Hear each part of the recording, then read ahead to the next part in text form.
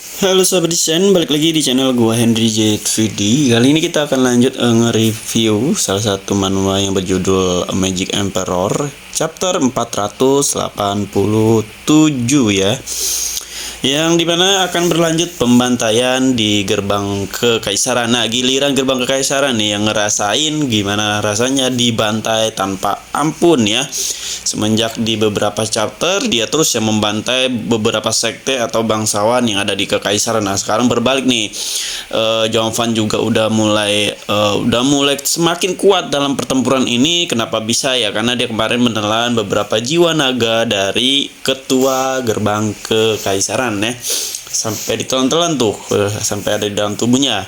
Dan si Jongvan pun dan satu lagi yang anak angkat Jongvan yang si Gun Santong ini yang gue gambar ini itu juga udah semakin tambah kuat karena pelatihan dari gurunya ya, yang ada di ranah visi jiwa apa dewa tuh gue lupa pokoknya, yang ngebantu si Jongvan juga ngedapatin api biru.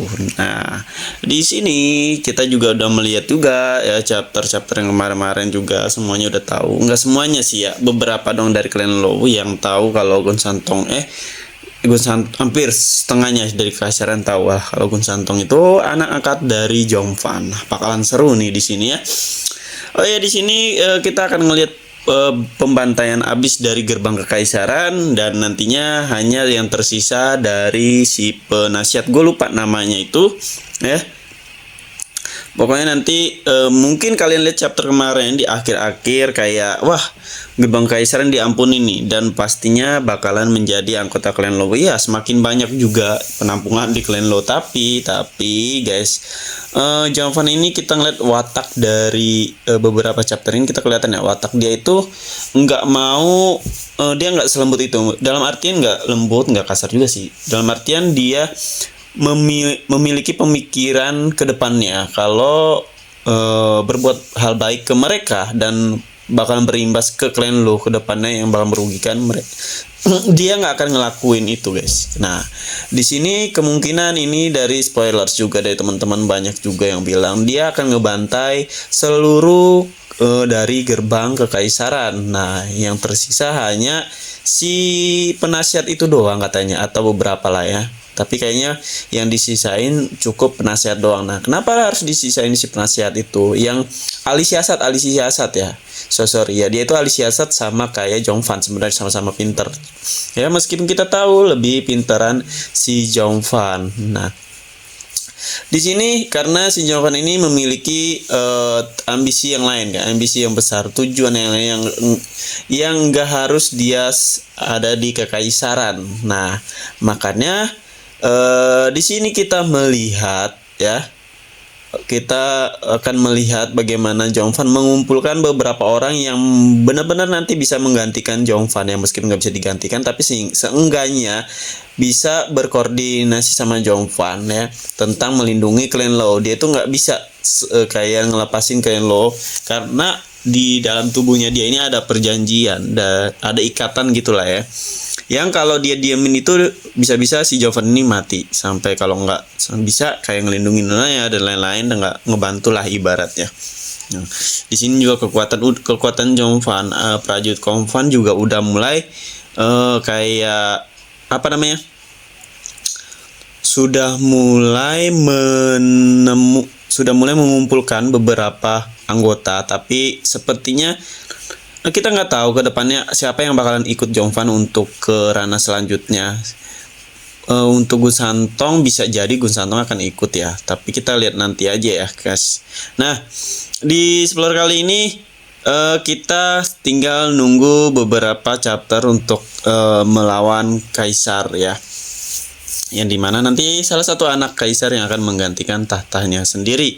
Nah, di sini paling si Jongvan cuma ngebunuh beberapa orang yang bakalan berpotensi menjadi musuh di masa depan. Nah, karena Jongvan tahu dia nggak bisa kayak kaisar yang berbagi faksi seperti bangsawan A, B, C. Nah makanya sama dia tuh punya ambisi pengen disatuin, yang dimana si klan Law aja yang berada di kaisaran gitu. Ibaratnya yang paling kuat lah klan Law aja. Jadi nggak ada tuh faksi si bangsawan A, B, C, karena itu bakalan menjadi bumerang dari masing-masing bangsawan atau klan atau sekte juga ya.